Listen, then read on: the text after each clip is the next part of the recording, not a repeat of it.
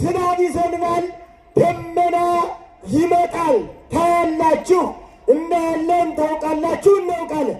ነገር ግን እግዚአብሔር እህል የሚያበቅል ዝናብ ያወርዳል፣ ውሃ የሚያፈልቅ ዝናብ ያወርዳል፣ ያዘንባል። ሙቀቱን የሚያቀዘቅዝ ዝናብ ያዘንባል። ፍል ውሃ ግን የፈላ ውሃ ግን አላወረደብንም። የፈላ ውሃ ወርዶ ግን አልቀቀለንም። ለምን እንጂ ኃጢአታችን ምን ያህል እንደበዛ እኛው እያንዳንዳችን እናውቃለን። ያልቀቀለን ግን በምን ምክንያት ነው? እግዚአብሔር የተናገረውን አያስቀርም። ትናንት ውለን ነበር፣ እንደገና ፀሐይ ገባች፣ ጨለመ፣ በሰላም አሳደረን፣ በሰላም ሌሊቱን አነጋ፣ ጨለማውን ወሰደና ፀሐዩን አመጣልን። እነሆ ወደ ቤተ ክርስቲያን ልናመሰግነው መጣ። ድንግል ማርያም እንጀራ ስጠኝ ብላ አልጸለየች። ድንግል ማርያም ኧረ ልብስ ብላ ስለ ልብስ አልጸለየች። ድንግል ማርያም ቤት የለኝም ብላ ስለ ቤት አልጸለየች። ድንግል ማርያም በዚህ ዓለም ስላለው ኑሮ አልጸለየች። አሁን እኛ ነገር በልተናል፣ ግን አንጠግብም። አንጠግብም ያልኳችሁ ጨጓራችን አይደለም፣ ስሜታችን አይጠግብም፣ ሀሳባችን አይጠግብም። ስምህ ይቀደስ ነው። ጠዋት ተነስተህ ሌላ ስራ ሊኖርህ አይገባም። ምሕረትህን እንጠግባለን እንዳለው ነቢዩ ዳዊት መጀመሪያ የሰው ልጅ ተነስቶ እግዚአብሔርን ማመስገን አለበት። ኪዳነ ምሕረት የምሕረት ምንድን ቃል ኪዳን፣ የምሕረት ቃል ኪዳን። በዚህ ነው የተነሳሁት። እንግዲህ ዛሬ መነጋገር ያለብን ስለ ምሕረት ቃል ኪዳን ስለሆነ እግዚአብሔር አምላክ የሰው ልጆች በዚህ ምድር ላይ እንዲኖሩ ለኖህ ሰጠ። በመንግሥተ ሰማያት እንድንኖር ደግሞ ለድንግል ማርያም ቃል ኪዳኑን ሰጠ። አሁን ለድንግል ማርያም እግዚአብሔር አምላክ ቃል ኪዳን ሰጥቶ ተማጽነን እንድንድን ስለፈቀደ፣ እግዚአብሔር ስለፈቀደ ቸር ስለሆነ እስኪ አንዴ አመስግኑ እስኪ። በቃል ኪዳኑ በምሕረቱ የሚጠብቀን አምላካችን የተመሰገነ ይሁን። አሜን። የሰማነውን በአእምሯችን ይቅረጽልን። አሜን። ቃሎትን ያሰማልን።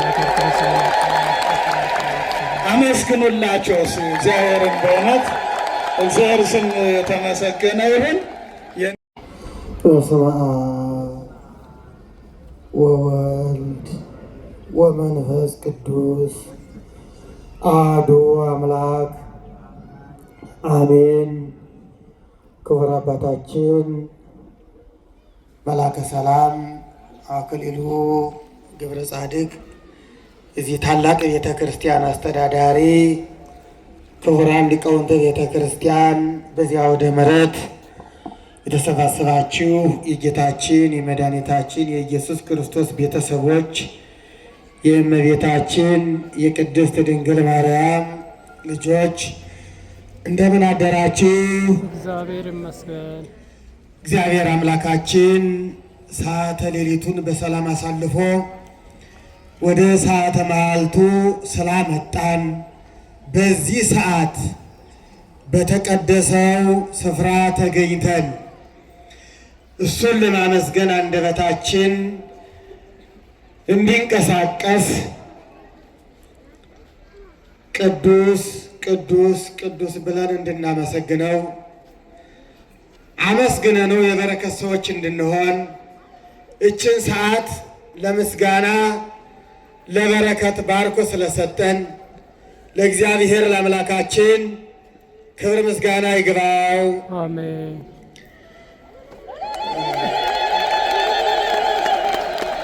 እንግዲህ ቤተ ክርስቲያናችን በ16 የእግዚአብሔርን ቸርነቱን ታስባለች። የእግዚአብሔር ቸርነቱ የተገለጠው በድንግል ማርያም ስለሆነ እግዚአብሔር ለእመቤታችን ለቅድስት ድንግል ማርያም ቃል ኪዳን ሰጥቶ ሊያድነን ስለፈለገ እግዚአብሔር ለድንግል ማርያም ቃል ኪዳን የሰጠበት ቃል ኪዳኑም የምሕረት ቃል ኪዳን መሆኑንና የእግዚአብሔር ቸርነቱ ምሕረቱ ለሰው ልጆች የተሰጠ መሆኑ ይታሰባል። በዚህ ዕለት ማለት ነው። ኪዳነ ምሕረት የምንለው ለዚህ ነው። ስለዚህ አሁን የምንማረው የትምህርታችን ርዕስ ኪዳነ ምሕረት በሚል ርዕስ ይሆናል። የትምህርታችን ርዕስ ኪዳነ ምሕረት የሚል ነው። እንግዲህ ይህን ቃል ምዕመናንም ታውቁታላችሁ፣ አትረሱትም። ዛሬ ኪዳነ ምሕረት ነው ብላችሁ ወደ ቤተ ክርስቲያን ትመጣላችሁ። እንግዲህ ኪዳነ ምሕረት ማለት ምን ማለት እንደሆነ እናያለን። መጀመሪያ በዚህ ተነስተን ነው የምንሄደው። ሁለት ቃላት ናቸው፣ ኪዳን የሚልና ምሕረት የሚል ሁለት ቃላት በአንድ ላይ ተጣምሮ ኪዳነ ምሕረት የሚለውን ጥምር ቃል ይሰጠናል ማለት ነው። እና ኪዳን ማለት መሐላ፣ ውል፣ ስምምነት ማለት ነው። ምሕረት ማለት ደግሞ ቸርነት፣ ይቅር ባይነት ማለት ነው። ቃሉ እጅግ በጣም ልዩ ነው። ይገርማችኋል። የቤተ ክርስቲያናችን ዋና ዋና ሕጎች ብሉይ ኪዳንና ሐዲስ ኪዳን ይባላሉ። ብሉይ ኪዳን ከክርስቶስ በፊት የነበረው፣ ሐዲስ ኪዳን ደግሞ ክርስቶስ ከተገለጠ በኋላ እርሱ የሰበከውና ሐዋርያት የጻፉት እና ምን ለማለት ፈልጌ ነው? ኪዳን ማለት ውል ማለት ስለሆነ፣ መሐላ ማለት ስለሆነ፣ ቃል መግባት ማለት ስለሆነ እግዚአብሔር ከሰው ልጆች ጋር ቃል ገብቷል፣ ተማምሏል፣ ውል አስሯል፣ ስምምነት አድርጓል። እና ብሉይ ኪዳኑንም ስታነቡት ምን ይላል? ሕጌን ብትጠብቁ እጠብቃችኋለሁ፣ ካልጠበቃችሁ ደግሞ እፈርድባችኋለሁ የሚለው ውል ወይም ደግሞ ስምምነት ማለት ነው። እግዚአብሔር ከሰው ጋር በዚህ መልኩ ተስማምቷል። ሕጌን ከጠበቃችሁ እንደተጻፈው ከሄዳችሁ እጠብቃችኋለሁ፣ ብትለምኑኝ ልመናችሁን እሰማለሁ፣ ጸሎታችሁን እቀበላለሁ፣ ለችግራችሁ መፍትሄ እሰጣለሁ፣ ከየትኛውም ችግር ከየትኛውም መከራ አድናችኋለሁ፣ ይሄ ቃሌ ነው፣ ቃል ገብቻለሁ ብሏል። እግዚአብሔር እንዲህ ብሎ ቃል ስለገባ ብሉይ ኪዳን ሐዲስ ኪዳን ሐዲስ ኪዳኑም እንደዚያው።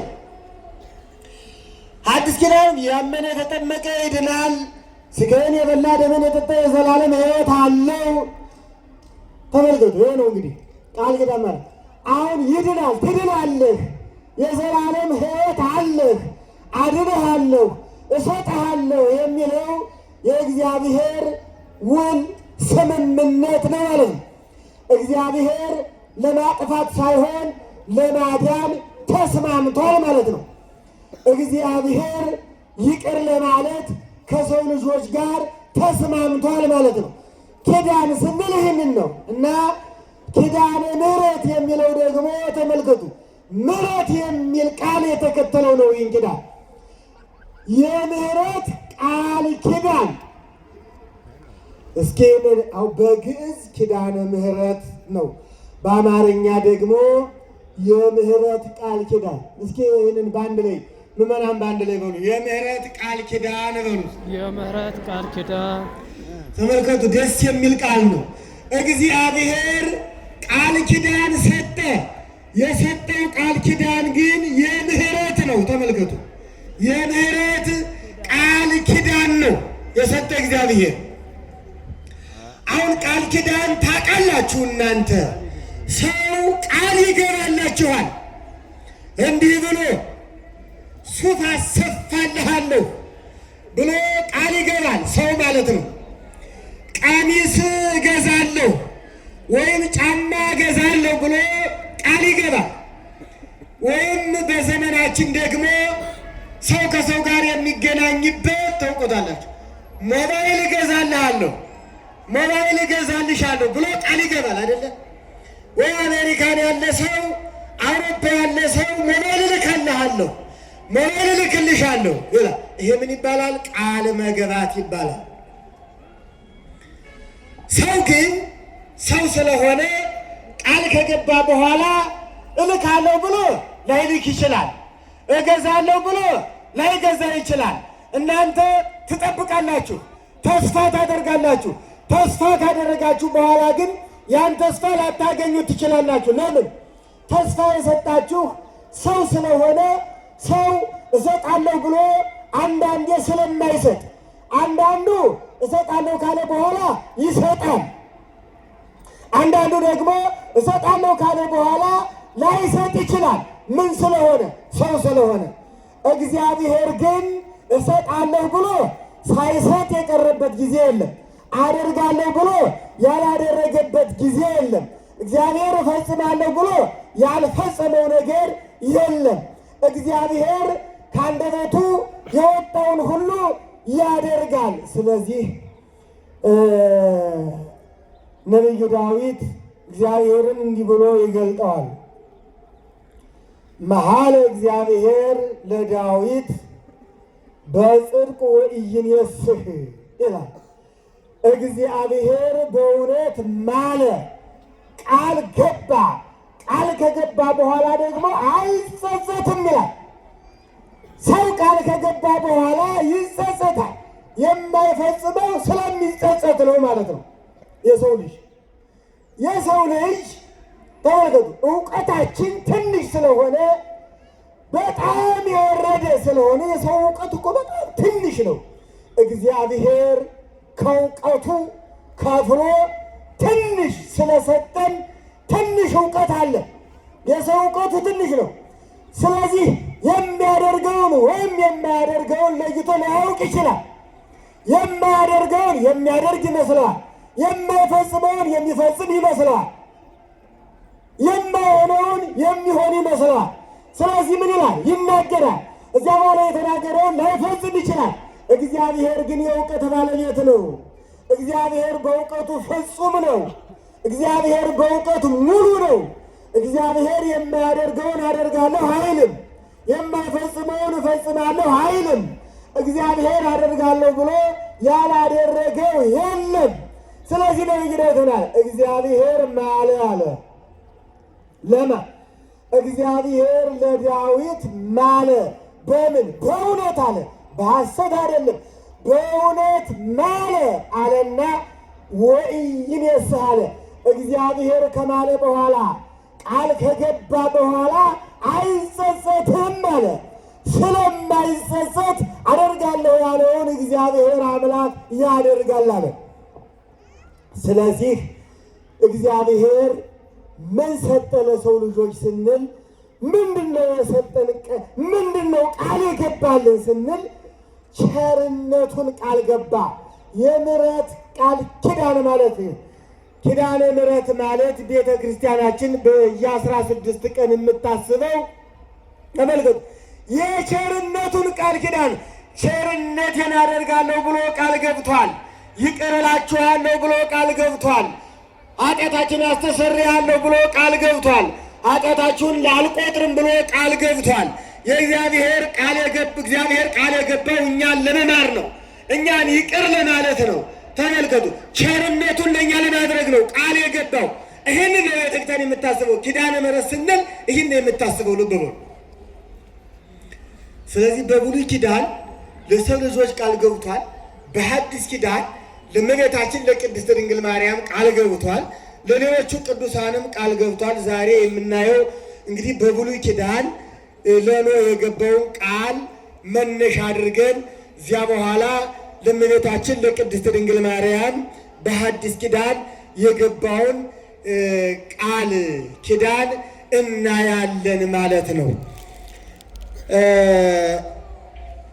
እንግዲህ በብሉይ ኪዳን ሁሌ እየተጠቀሰ ታውቁታላችሁ። በኖህ ዘመን የሰው ልጆች ኃጢአት ስለሰሩ 40 ቀን ሙሉ ከምድር ወደ ላይ እየፈላ ከሰማይ ወደ ታች እየወረደ ዓለም በውሃ ተጥለቅልቃ ፍጥረት ሁሉ ጠፍቷል። ፍጥረት የጠፋው በራሱ ኃጢአት ነው። ያ ፍጥረት ከጠፋ በኋላ እግዚአብሔር 8 ሰዎችን ብቻ በመርከብ ላይ እንዳስቀረ ይህን ታሪክ ታውቃላችሁ። በዘፍጥረት ከምዕራፍ 6 ጀምሮ እስከ ምዕራፍ 9 ድረስ ታሪኩ በስፋት ተጽፏል። በኋላ ግን እግዚአብሔር ለእነዚያ 8 ሰዎች ለታላቁ አባት ለኖህ ቃል ገባለት እንዲህ ብሎ ቃል ኪዳኔንም ለእናንተ አቆማለሁ የሚለው ዘፍጥረት ምዕራፍ 9 ቁጥር 11 ላይ ቁጥር 14 ላይ በምድር ላይ ደመናን በጋረድሁ ጊዜ ቀስቴ በደመናው ትታያለች። በእኔና በእናንተ መካከል ያው ነፍስ ባለውም ሥጋ ሁሉ መካከል ያለውን ቃል ኪዳኔን አስባለሁ ይላል። እዚህ ላይ ምንድን ነው የሚለን? ይህንን ምዕራፍ ስታነቡት ኖህ ሆይ ቃል እገባልሃለሁ። ለምን?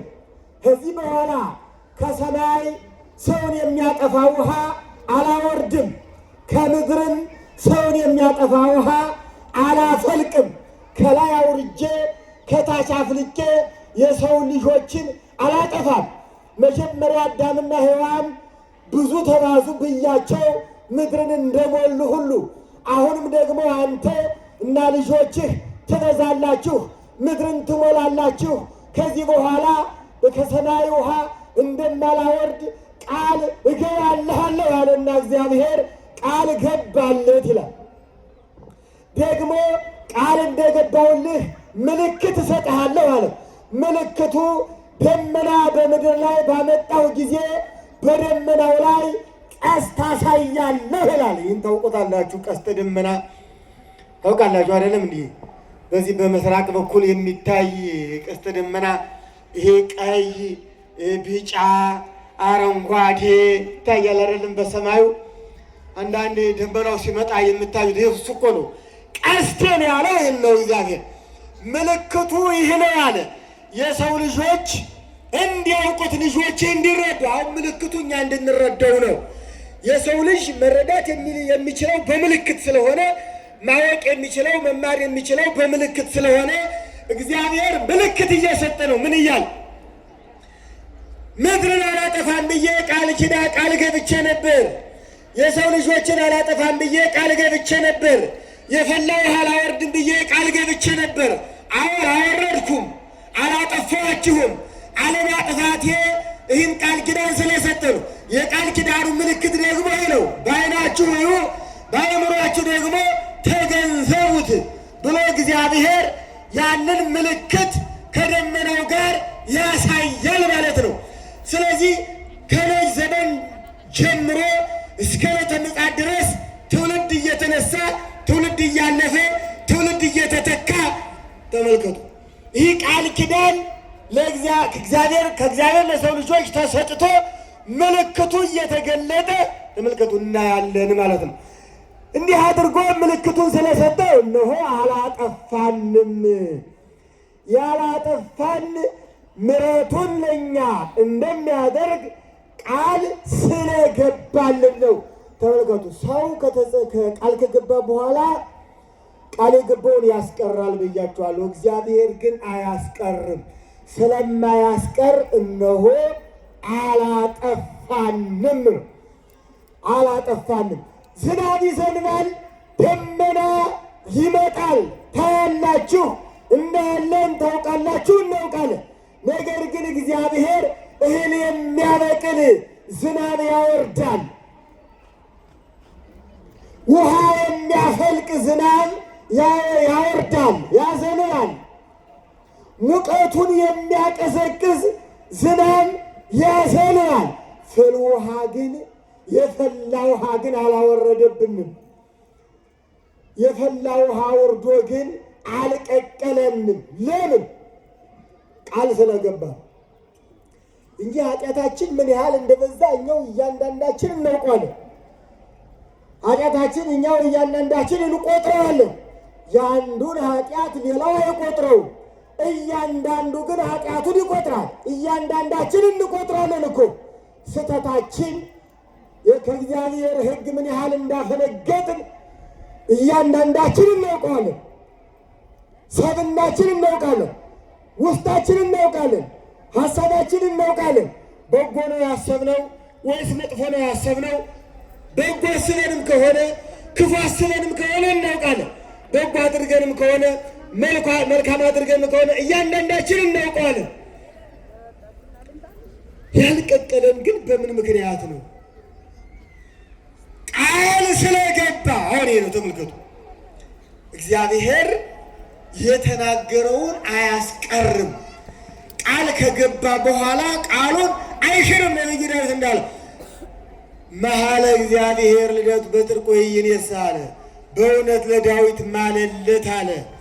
ከማለ በኋላ ምን አይልም አለ? አይጸጸትም። አላጠፋችሁም ብዬ ለምን ማልሁ አይልም። አላጠፋችሁም ብዬ ለምን ቃል ኪዳን ሰጠኋቸው አይልም። እግዚአብሔር አይጸጸትም። ስለማይጸጸት ቃሉንም ስለማይሽር እነሆ መልካም ዝናብ ይወርዳል፣ እነሆ እህሉ ይበቅላል፣ እነሆ ምድርም ውሃን ታፈልቃለች። የፈለቀውን እንጠጣለን፣ የበቀለውን እህል እንመገናለን።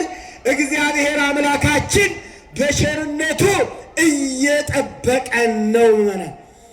እግዚአብሔር ምን ስላደረገ? የምሕረት ቃል ኪዳን። የምሕረት ቃል ኪዳን በሉ እስኪ። የምሕረት ቃል ኪዳን። እስኪ የምሕረት ቃል ኪዳን ስለሰጠና እንዲህ እልል ብላችሁ አመስግኑ። የቃል ኪዳኑ እየጠበቀን ስለሆነ አዎ ማመስገን ከኛ ይጠበቃል። በማለዳ ምሕረትህን እንጠግባለን አለ ነቢዩ ዳዊት። እንግዲህ ጥቅስ ካነበባችሁ እግዚአብሔር ለዳዊት ማለ የሚለው መዝሙር 131 በቅንፍ 132 ቁጥር 11 ነው። በማለዳ ምሕረትን እንጠግባለን የሚለው ደግሞ መዝሙር 89 በቅንፍ 90 ከቁጥር 14 ነው። በማለዳ ምሕረትን እንጠግባለን ይላል ነው። በማለዳ ምሕረቱን ጠግበናል ወይስ አልጠገብንም? ምሕረቱን ጠግባችሁ ነው የመጣችሁት አይደለም? ምሕረቱን ጠግበን ነው የመጣ ነው። እንዴት ነው ምሕረቱን የጠገብነው? ቸርነቱን የጠገብነው? አዎ ትናንት ውለን ነበር፣ እንደገና ፀሐይ ገባች፣ ጨለመ፣ በሰላም አሳደረን፣ በሰላም ሌሊቱን አነጋ፣ ጨለማውን ወሰደና ፀሐዩን አመጣልን። እነሆ ወደ ቤተ ክርስቲያን ልናመሰግነው መጣ። ምሕረቱን ጠግበን ነው የመጣ ነው። ምሕረቱን መጥገብ ማለት ይሄ ነው።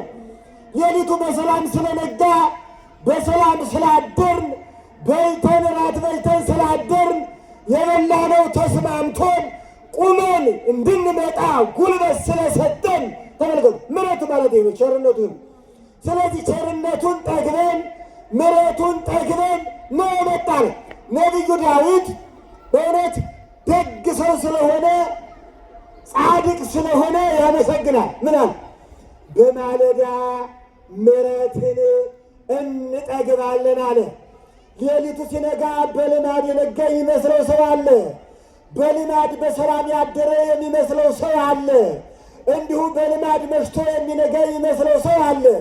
በልማድ እንደሚንቀሳቀስ የሚያስብ ሰው አለ። በልማድ አይደለም። ታላቁ ነቢይ ዳዊት ግን ቸርነትህ ነው አለ። ያሳደረኝ ቸርነትህ ነው፣ የሚያንቀሳቅሰኝ ቸርነትህ ነው፣ የምተነፍሰው በቸርነትህ ነው። ስለዚህ ቸርነትህን ሁሌ እጠግባለሁ አለ።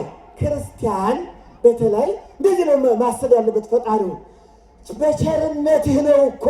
ቸርነቱን የምናስብ ከሆነ እኮ ሁሌ እግዚአብሔርን ቸርነት የምናስብ ከሆነ እርሱ እንደሚያኖረንም የምናምን ከሆነ እኮ ተመልከቱ፣ ሌባ አይኖርም እኮ፣ ወንጀለኛ እኮ አይኖርም፣ ቀማኛ እኮ አይኖርም፣ የሌላውን ጥቅም የሚሻማ አይኖርም። እግዚአብሔር ይመግበኛል ብሎ የሚያምን ሰው ኧረ ያለ አንተ አይሆንም ሁሉም ባንተ ነው ብሎ የሚያምን የእምነት ሕጸጽ እኮ ነው። እምነታችን ሲጎድል ነው እኮ ወደ ወንጀል የምንገባው እንጂ ውስጣችን በእምነት ሙሉ ከሆነ ሰው ወደ ወንጀል አይሄድም።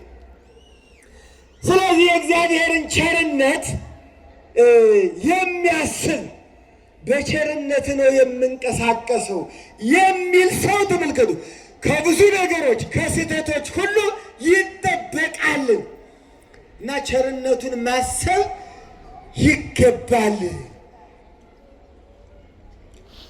እግዚአብሔር አምላክ ለኖህ ያን ቃል ከሰጠው በኋላ ያንን ቃል አፍርሶ የሰው ልጆችን አላጠፋም።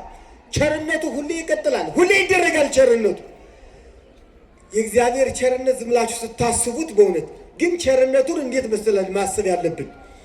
ከኛ ስራ ጋር ማነጻጸር ነው። የኔ ስራና የእግዚአብሔር ቸርነት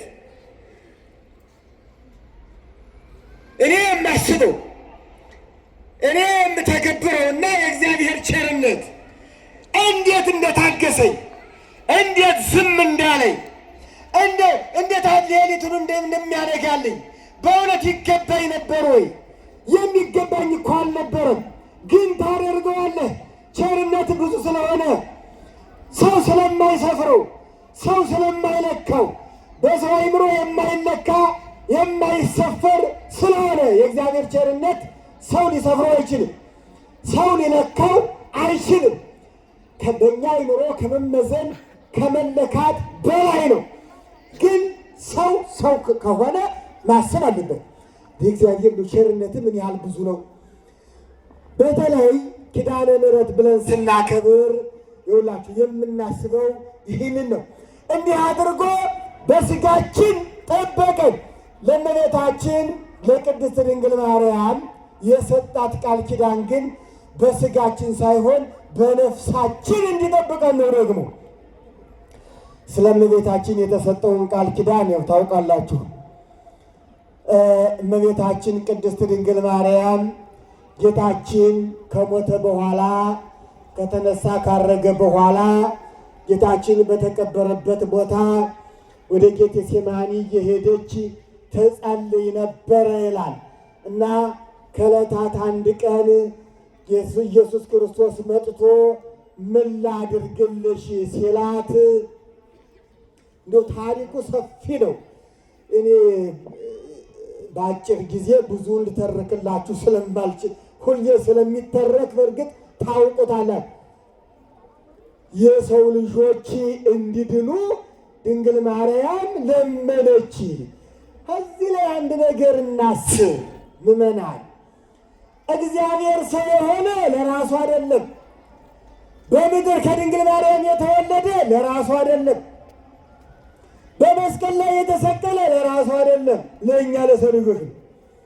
ድንግል ማርያም ክርስቶስን የወለደችው ለእኛ ነው። ያሳደገችው ለእኛ ነው። ያጠባችው ለእኛ ነው፣ ለሰው ልጆች። እግዚአብሔር ከሰው መካከል ድንግል ማርያምን መርጦ የሰው ልጆች ተስፋ አደረጋት። ያደረጋት እርሱ ነው። እርሱ ተስፋ ካደረገ አታደርግም የሚለው ማን ነው? እርሱ ተስፋ አድርጎ ከሰጠ መስጠት አትችልም የሚለው ማን ነው? እርሱ ነው የሰጠ እና ድንግል ማርያም ደግሞ ለራሷ አልኖረችም። እንግዲህ ስለ ድንግል ማርያም ሕይወት እንደው በእውነት ስንቱን ተናግረን እንጨርሰዋለን። ድንግል ማርያም ከእናት ከአባቷ ቤት 3 ዓመት ብቻ ነው የኖረችው። ታውቃላችሁ በታሪክ ከ3 ዓመት በኋላ ወደ ቤተ መቅደስ ነው የሄደችው። ከጓደኞቿ ጋር አልተጫወተች። የምታውቃት ጓደኛ የለች። እንደው ከአንዲት ጓደኛዋ ጋር ልጆች ጭቃ እያቦኩ ውሃ እየተራጩ ያደጋሉ። ድንግል ማርያም ከጓደኛዋ ጋር ውሃ እየተራጨች አፈር እየፈጨች አላደገችም። ድንግል ማርያም በ3 ዓመቷ ቤተ መቅደስ ሄደች፣ ከመላእክት ጋር ኖረች። ከዚያ በኋላ ከቤተ መቅደስ ወጣች፣ ጌታዋን ጸነሰች።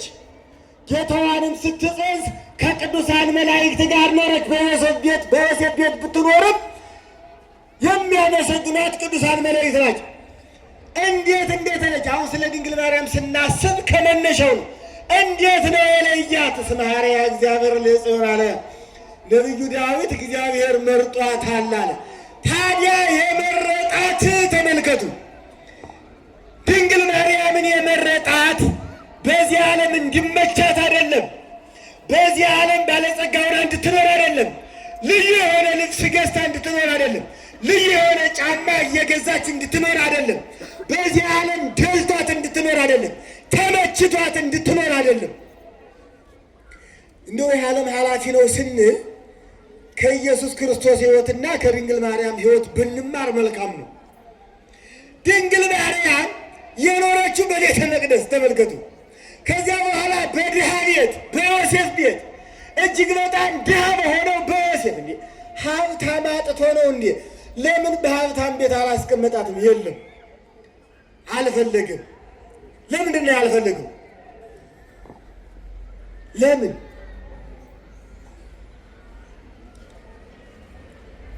ድህነት ከጽድቅ ጋር ይስማማል፣ ከመንፈሳዊነት ጋር ይስማማል።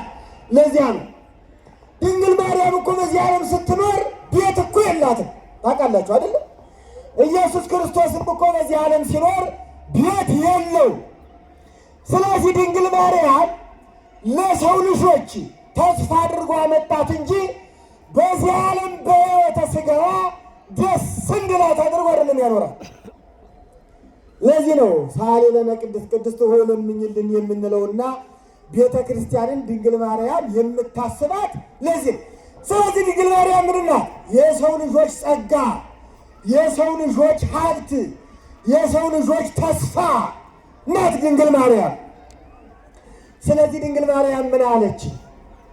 እንዲህ አለች፣ እንደው በእኔ ስም ቤተ ክርስቲያን የሰራውን ወደ ቤተ ክርስቲያን ጧፍ ይዞ የመጣውን ለቤተ ክርስቲያን መጋረጃ የሰጠ በቤተ ክርስቲያን አስፈላጊ የሆነውን ነገር ሁሉ በእኔ ስም ይዞ የመጣውን ኃጢአቱን እንድታስተሰርይለት፣ ይቅር እንድትለው፣ ምሕረትህ እንዲደረግለት፣ በቸርነትህ እንድትጎበኘው፣ ይህን ደግሞ ቃል ኪዳን ለእኔ እንድትሰጠኝ፣ በዚህ መልኩ ቃል እንድትገባልኝ እለምንሃለሁ። ልመናዋን ተመልከቱ። እስኪ እናንተ ቤተ ክርስቲያን መጥታችሁ ምን ብላችሁ ነው የምትለምኑት? እንዴት ስትጸልዩ ያረፈዳችሁ? እኛ እያንዳንዳችን ጸሎታችን እናውቀዋለን። ነጋዴው እባክህ ጌታዬ ሆይ የንግድ ቦታዬን የተባረከ አድርግልኝ፣ እባክህ ጌታዬ ሆይ ንግዴን ተርፋማ አድርግልኝ። የእኛ ጸሎት ነው የምነግራችሁ። እኛ እግዚአብሔርን የምንለምነው ለመለመን የመጣ ለዚህ ገበሬው ደግሞ እባክህ እኔን ፍሬያማ አድርግልኝ፣ እባክህ እንደው በረከት በበረከት አድርግልኝ። የመንግሥት ሠራተኛውም እባክህ ያችን የማገኛትን ደመወዝ እንደው እንድትበቃኝ አድርግ፣ እባክህ እንደው በረከት በበረከት አድርጋት፣ ወይም ደግሞ እንዲጨመርልኝ አድርግ። እባክህ ጸሎታችን ነው የምነግራችሁ አይደለም? የእኛ ጸሎት እንደዚህ አይደለም?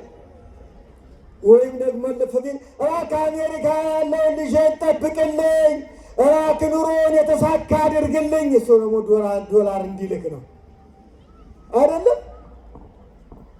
ስለዚህ ጸሎታችን ከምን ጋር ነው የተያያዘው? ከጥቅማችን አይደለም? ከምሳችን ጋር፣ ከራታችን ጋር፣ ከልብሳችን ጋር፣ ከመጠለያችን ከቤታችን ጋር፣ ከኑሯችን ጋር፣ እንደ ከእንቅስቃሴያችን ጋር፣ በዚህ ዓለም ከምናገኘው ጋር የተያያዘ የምንጸልየውም ለራሳችን ነው። ደግሞ የሚገርመው ነገር ጸሎታችን በዚህ ምድር ላይ ከምናገኘው ጋር የተሳሰረና የተያያዘ ነው። የእኛ ጸሎት እንደዚህ ነው። እስኪ የድንግል ማርያምን ጸሎት አስቡ። ድንግል ማርያም እንጀራ ስጠኝ ብላ አልጸለየች። ድንግል ማርያም ኧረ ልብስ ብላ ስለ ልብስ አልጸለየች። ድንግል ማርያም ቤት የለኝም ብላ ስለ ቤት አልጸለየች። ድንግል ማርያም በዚህ ዓለም ስላለው ኑሮ አልጸለየች። አንዳንድ ሰው እኮ ይሄ ፋሽን ልዩ የሆነ ቀሚስም ደግሞ ያየች ሴት እኮ ያን መግዛት አለብኝ እባክሽ ኪዳነ ምሕረት አሳኪው ብላ ትጸልያለች አይደል? አሁን ድንግል ማርያም እንደዚህ አልጸለየችም። ያን ጫማ መግዛት አለብኝ፣ ያን ቀሚስ መግዛት አለብኝ። የለም፣ የድንግል ማርያም ጸሎት እንደዚህ አይደለም። የድንግል ማርያም ጸሎት እንደዚህ ነው። ምን አለ? እባክህ ኃጢአተኛ ሆኖ እንደው በእኔ ስም የተማጸነውን ኃጢአቱን እንዲሰረይለት። አያችሁ? ስለዚህ አሁን ጸሎቷ ልብ በሉ፣ ለራሱ አይደለም የጸለየችው ነው እያልኳችኋለሁ። የጸለየችው ለሰው ልጅ ነው። የሰው ልጅ ይወለዳል፣ ይሞታል። ባህሪው ደግሞ በጣም አስቸጋሪ ነው። ይሳሳታል፣ ኃጢአት ይሰራል፣ ስጋው ያሸንፈዋል፣ ስጋው ይማርከዋል። ስለዚህ ስህተት ውስጥ ይገባል። ይህ ሰው ለዘላለም በገሃነመ እሳት እንዳይኖር፣ ለዘላለም በመከራ ውስጥ እንዳይኖር፣ ለዘላለም በሲኦል በገሃነም እንዳይኖር የድንግል ማርያም ጸሎት ነው ማለት ነው። ድንግል ማርያም የጸለየችው ለዚህ እና እንደ የሰው ልጅ ከሚበላው ቀንሶ ከኑሮ ካለው ቀንሶ ጧፍ ይዞ ሲመጣ ሻማ ይዞ ሲመጣ እባክህ ኃጢአቱን አስተስርይለት፣ እባክህ ይቅር በለው፣ እባክህ በምሕረትህ ጎብኘው የድንግል ማርያም ጸሎት ነው የምላት። ድንግል ማርያም እንደዚህ ብላ ነው የጸለየችው። ድንግል ማርያም እንደዚህ ነው የጸለየችው። ቅዱሳን እንደዚህ ነው የሚጸልዩት ታውቃላችሁ። በመጽሐፍ ቅዱስ የሙሴን ጸሎት ታውቃላችሁ አይደል እንዴ? ኧረ እስራኤልን አጠፋለሁ አለ እግዚአብሔር። ኧረ እነሱን ከምታጠፋ እኔን ከጻፍከኝ መጽሐፍ ሰርዘኝ አለ። ዳዊትም እንደዚህ እነዚህ በጎች ምን አደረጉ? ኧረ እጅህ በእኔ ላይ ይዘርጋ እኔ ልሙት እንጂ እነሱ ለምን ይሞታል? የቅዱሳን ጸሎት ተመልከቱ እንዴት እንደሆነ አስቡ። ቅዱሳንን የምናስባቸው ዝም ብለን አይደለም፣ ለሌላው ነው እኮ የሚጸልዩት። የሌላው ሕይወት ነው የሚያሳስባቸው፣ የሌላው ችግር ነው የሚያሳስባቸው። ድንግል ማርያም ደግሞ ከሌላው ከቅዱሳንም በላይ የሰው ልጅ የሆነው ሁሉ ችግር ነው ያሳስባል። የሰው ልጆች ችግር ደግሞ እንደው በዚህ ዓለም ላይ ያለው አሁን እኛ የሚታየን በዚህ ዓለም ላይ ያለው ብቻ የቤታችን ጎደሎ የዚህ ኑሯችን ይህ ብቻ ነው። እንደው ሁሌ በእውነት ስለዚህ ነው የምናስበው። ሁሌ ስለዚህ ማሰብ እኮ ጥሩ አይደለም። ጌታችን እንደው አንድ ጥሩ ቃል ተናገረ። በማቴዎስ ወንጌል ምዕራፍ 4 ላይ ምንድን ነው ያለ? እስኪ እንደው ይህን ቃል ሰው እስኪ ሰው በውስጡ ሁላችሁ በእንጀራ ብቻ አይኖርም። አሁን ይህን ቃል እንረሳዋለን። ጌታችን መድኃኒታችን ኢየሱስ ክርስቶስ የተናገረ ሰው በእንጀራ ብቻ አይኖርም። አያችሁ፣ ከብቶች በሳር ብቻ ይኖራሉ፣ አንበሶችም በእንስሳ ስጋ ብቻ ይኖራሉ። እንስሳት አራዊት በሚጎርሱትና በሚያላምጡትና በሚውጡት ብቻ ይኖራሉ። ሰው ነው ያለው ጌታ። ሰው ግን በእንጀራ ብቻ ይኖር፣ ሰው በሚበላው ብቻ አይኖርም። ሰው ጎርሶ አላምጦ በሚውጠው ብቻ አይኖርም። ሰው በጣም ክቡር ነው። ሰው ከሞተ በኋላ የሚቀጥል ሕይወት ያለው ነው። ሰው በእንጀራ ብቻ አይኖርም የሚልና ምንድን ነው የሚለው? ከእግዚአብሔር አፍ በሉ እስኪ በሚወጣ ቃል ሁሉ እንጂ። ስለዚህ ሰው በእግዚአብሔርም ቃል እንጂ በእንጀራ ብቻ አይኖርም ነው የተባለው። እና ብዙ ጊዜ እኛ መከራ የምናየው በዚህ ምድር ላይ ስላለው ነገር ደግሞ ነገር መጀመሪያ የምንለምነው ስለ ምግባችን ነው። ተገቢ ነው በእርግጥ ይሄ። ቀጥሎ ስለ ልብሳችን፣ ይሄም ተገቢ ነው። ቀጥሎ ስለ መጠለያችን፣ ይሄም ተገቢ ነው። ግን እዚያም በኋላ አናርፍም። አሁን እኛ ነገር በልተናል ግን አንጠግብም። አንጠግብም ያልኳችሁ ጨጓራችን አይደለም። ስሜታችን አይጠግብም፣ ሀሳባችን አይጠግብም፣ ፍላጎታችን አይጠግብም። ለብሰናል፣ አሁን አንረካም፣ እንደገና ሌላ እንፈልጋለን። ደግሞ ቤትም ኑሮን እንደገና ሌላ እንፈልጋለን። ለምንድን ነው የማንጠግበው? በእውነት አለመጥገብ ትልቅ ኃጢአት ነው። መጥገብ ያስፈልጋል። ጌታችን መድኃኒታችን ኢየሱስ ክርስቶስ ወንጌል ሲሰብክ እንደው ያስቀመጠልን ነገር ስለ ጸሎት በጣም የሚደንቅ የሚገርም ነገር ነው። ይሄ አባታችን ሆይ የሚለው ጸሎት ነው የምላችሁ።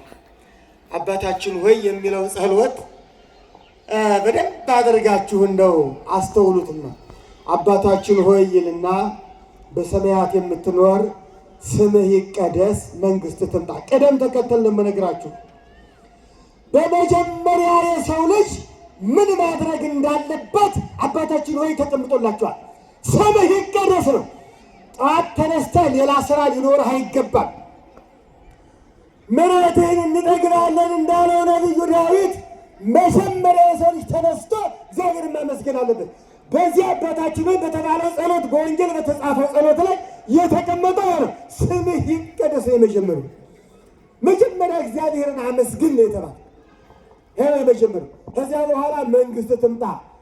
እግዚአብሔርን ካመሰገንክ በኋላ ትጸልያለህ። ስምህ ይቀደስ ምስጋና ነው። መንግሥት ትምጣ ማለት ግን ጸሎት ነው። ምን ማለት ነው? መንግሥት ትምጣ ማለት መንግሥተ ሰማያት ትሰጠን ማለት ነው። ጌታዬ ሆይ ለዘላለም በምታኖርበት በመንግሥተ ሰማያት አኑረኝ። ያችን መንግሥተ ሰማያትን እንዳትነሳኝ፣ ከመንግሥተ ሰማያት እንዳታወጣኝ። እዚያ ፀሐይ እየገባ ፀሐይ እየወጣ የዘመን የሚቆጠርበት ዓለም አይደለም ያኛው ዓለም። ይሄ ጊዜው አጭር የሆነ ፀሐይ እየወጣ ፀሐይ እየገባ ስለምንቆጥረው ነው። ለዘላለም ከምኖርባት ከመንግሥተ ሰማያት እንዳታወጣኝ። መጀመሪያው ጸሎት ይሄ ነው። መጀመሪያ ምስጋና፣ ስምህ ይቀደስ። መጀመሪያ ፈጣሪ ማመስገን፣ ከዚያ ቀጥሎ መጸለይ። ምን ብሎ መንግሥተ ሰማያት ትሰጠኝ። ተመልከቱ፣ የመጀመሪያው ጸሎት ደግሞ ስለ እንጀራ ሳይሆን ስለ መንግሥተ ሰማያት። ከዚያ በኋላ የዕለት እንጀራችን ስጠን ዛሬ የሚል ታገኛላችሁ። አሁን የምነግራችሁን የቅደም ተከተሉ ነው። አሁን ስለ መንግሥተ ሰማያት ከመጸለይና ስለ እንጀራ ከመጸለይ ማን ነው የቀደመው? ማን ነው የቀደመው? ምን መንግሥተ ሰማያት።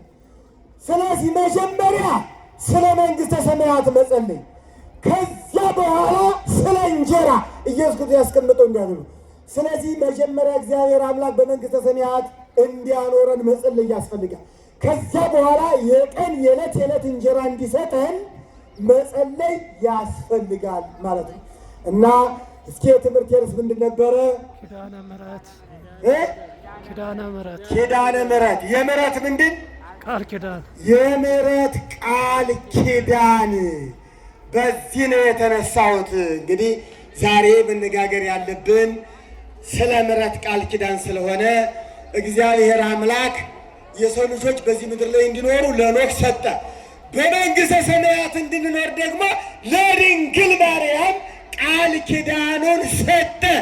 አሁን ለድንግል ማርያም እግዚአብሔር አምላክ ቃል ኪዳን ሰጥቶ ተማጽነን እንድንድን ስለፈቀደ፣ እግዚአብሔር ስለፈቀደ ቸር ስለሆነ እስኪ አንዴ አመስግኑ። እስኪ በቃል ኪዳኑ በምሕረቱ የሚጠብቀን አምላካችን የተመሰገነ ይሁን። አሜን። የሰማነውን በአእምሯችን ይቅረጽልን። አሜን። ቃሎትን ያሰማልን። ነገር አመስግኑላቸው እግዚአብሔርን። በእውነት እግዚአብሔር ስም የተመሰገነ ይሁን።